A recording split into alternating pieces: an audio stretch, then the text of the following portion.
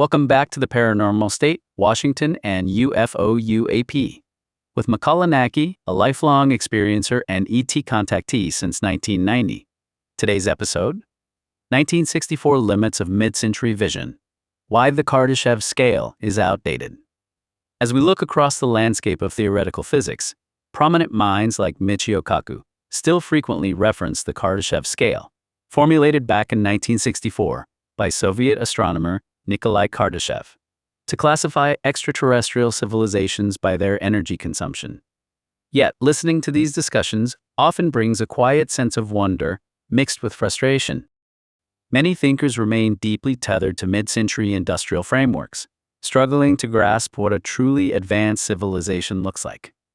They attempt to measure beings capable of interdimensional travel and shifting through the thresholds of reality using yardsticks built for coal, steam, and atomic splitting. To state the obvious, the Kardashev scale is fundamentally outdated. The core issue is that these theoretical models are debated in a vacuum, entirely divorced from the actual reality of UFO and UAP phenomena. Theorists build intricate mathematical equations and abstract models, while making little to no effort to examine what is actually happening in our skies, or to investigate the documentation of extra and interdimensional intelligence.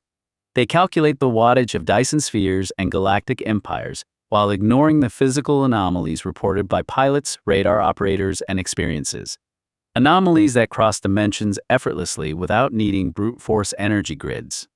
Compared to the actual capabilities of an interdimensional or cosmic civilization, our highest human mathematics and theoretical physics are likely no more advanced than a kindergarten sandbox. When your foundational premise assumes that advanced intelligence is just a louder, bigger version of our own industrial footprint, you miss the entire point of the universe. True cosmic mastery isn't about how much of the galaxy you can burn. It is about mastering the subtle fabrics of frequency, consciousness, and reality itself. The Kardashev scale, originally proposed in 1964 by Soviet astronomer Nikolai Kardashev, is a method of measuring a civilization's level of technological advancement based on the amount of energy they are able to use. While Kardashev originally defined three primary tiers, modern astrophysicists, astrobiologists, and futurists have greatly expanded, critiqued, and refined the scale using modern physics, thermodynamics, and cosmology. Here is an in-depth breakdown of how modern science views the Kardashev scale, from Type I to Type III and beyond. Type I, planetary civilization. A civilization that can harness and store all the energy available on its home planet. At our current stage, humanity operates as a Type 0.73 civilization, consuming roughly 1.8 times 10 to the 13th watts, or about 18 terawatts.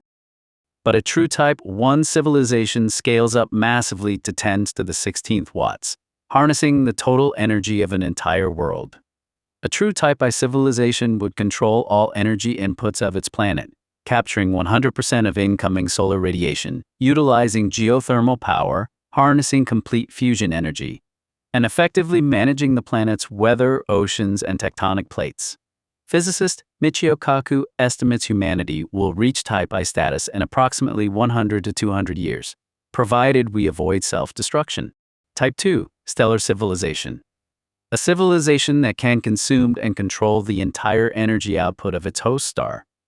Scaling up to Type II requires capturing the entire luminosity of a host star, a staggering 10 to the 28th watts. To achieve this, advanced societies wouldn't build a fragile, solid shell around a sun, but rather a Dyson swarm. A vast orbital web of solar collectors, mirrors, and space habitats designed to harvest stellar energy before it escapes into the void. While technologically staggering, Type II is entirely plausible under the laws of physics. Astrobiologists search for Type II civilizations today by looking for infrared waste heat anomalies or unusual dimming patterns in distant stars, such as the famous investigations into Tabby's star. Type III, galactic civilization. At the absolute apex of the Kardashev scale sits Type III, a galactic civilization controlling an unfathomable 10 to the 36 watts. To reach this tier, a society must harvest the energy of hundreds of billions of stars, utilizing stellar clusters, supermassive black holes, and vast galactic data networks. Yet they face an ultimate cosmic bottleneck: Einstein's theory of relativity. Because nothing can travel faster than light, governing an empire spanning 100,000 light-years creates massive communication lag. To truly unify a Type 3 civilization, a society must master ultra-advanced physics such as wormholes, warp drives, or localized space-time manipulation to bypass the speed of light entirely. 2. Modern extensions. Types IV, V, and beyond. As astrophysics pushed past the mid-20th century, futurists like Carl Sagan and modern cosmologists expanded Kardashev's original 3 tiers to account for the universe's macrostructure. A civilization capable of harnessing the energy output of the entire universe, or manipulating spacetime on a cosmic scale, including harvesting energy from dark energy and cosmic expansion. A civilization that transcends our universe entirely, operating across multiple universes, branes, or alternate dimensions, bringing the scientific scale into territory that mirrors ancient metaphysical concepts of the multiversal lokas. While the Kardashev scale remains a popular shorthand in science fiction and astronomy, modern physicists often critique it for being overly simplistic. Physicist Freeman Dyson noted that civilizations are ultimately bound by thermodynamics. If a Type 2 or Type 3 civilization consumes immense amounts of stellar energy, that energy must eventually be radiated away as waste heat, infrared radiation.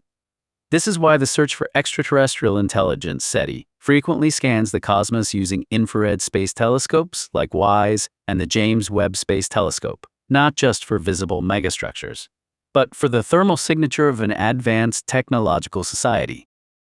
Carl Sagan modified the scale to be continuous, noting that a civilization's rank depends not just on raw wattage but on information capacity and material efficiency.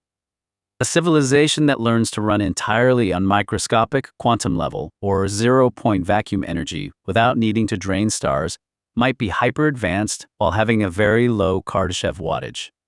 Modern science views the Kardashev scale as a fascinating roadmap of thermodynamic scaling. While humanity is still struggling to cleanly transition into a Type I planetary steward, the theoretical architecture for Type 2 and Type 3 societies pushes science right to the bleeding edge of quantum mechanics, relativity, and the search for cosmic intelligence.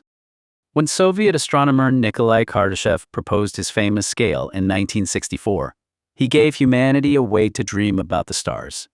Yet, looking back from the vantage point of modern physics and esoteric insight, his model reveals a profound blind spot. It is deeply rooted in mid-20th century industrial thinking, an era intoxicated by atomic energy, fossil fuels, and the early space race. By measuring a civilization's advancement purely by how much raw energy it can burn, the Kardashev scale suffers from 4 major structural limitations. Kardashev's model assumes that every advanced civilization must follow the exact same developmental path as human industrialization. More progress requires bigger machines, more fuel, and larger geographic footprints. Planets, then suns, then galaxies. It equates evolution with brute force power extraction, essentially boiling water on a cosmic scale. A truly advanced intelligence might look at building a colossal Dyson sphere to capture starlight the exact same way modern humans look at burning wood to heat a cave. Modern theoretical physics suggests that the vacuum of space teems with zero-point energy and quantum fluctuations. A society that learns to tap directly into the fabric of spacetime wouldn't need to harvest stars. Their energy footprint would be practically invisible, rendering raw wattage metrics obsolete. As astronomer Carl Sagan pointed out, true advancement is also about efficiency and information capacity. A hyper-advanced society might run massive virtual realities, molecular synthesizers, and quantum networks using microscopic amounts of energy. Measuring them by their thermal waste or power grid size is like trying to judge the computing power of a microchip by how much electricity it draws, compared to an old steam locomotive. Perhaps the biggest limitation is that the 1964 scale is trapped inside a purely material, 3-dimensional worldview. It has 0 categories for civilizations that have mastered frequency manipulation, interdimensional travel across density planes, much like the Vedic Lokas and Talas, or consciousness-based technology where mind and matter interface directly without heavy physical infrastructure. The Kardashev scale is a helpful roadmap for an industrial adolescent species like ours, still trying to conceptualize the cosmos using rockets and power plants. But a truly cosmic or ancient civilization would likely view the scale as primitive, measuring a society not by how much of the universe it burns, but by how harmoniously it integrates with the multi-dimensional fabric of reality. From the perspective of an experiencer who has witnessed UFO and UAP phenomena firsthand and lived the reality of contact, the capabilities displayed by these intelligences simply do not fit into our existing mathematical or theoretical frameworks. Their technology operates on principles far beyond current human knowledge. This raises a compelling and frustrating question. Why are the world's top-tier mathematicians and physicists seemingly unable to figure this out? The answer points directly to the self-imposed limitations of academic orthodoxy. Traditional science refuses to cross over its own boundaries, trapped inside a box built from its own rigid assumptions. Yet, the box isn't physical, it is entirely in the mind. If elite scientists would simply open their eyes and minds to earnestly study UFOs, UAPs, and the reality of contact, they might finally discover the keys to unlocking a deeper physics. Consider the implications of reverse engineering. If the United States or any other nation has successfully recovered crashed non-human craft and learned to pilot them, the mechanics behind those vehicles are clearly operating outside the laws of conventional modern physics. So why is admitting the reality of UFOs and UAPs still so difficult for the scientific establishment? Ultimately, it comes down to a lack of direct experience. It is easy to dismiss what you have never lived through. But until academia bridges the gap between abstract blackboard equations and the tangible high-strangeness reality happening right outside our windows, theoretical physics will remain blind to the true mechanics of the cosmos. To be continued. Watch and listen.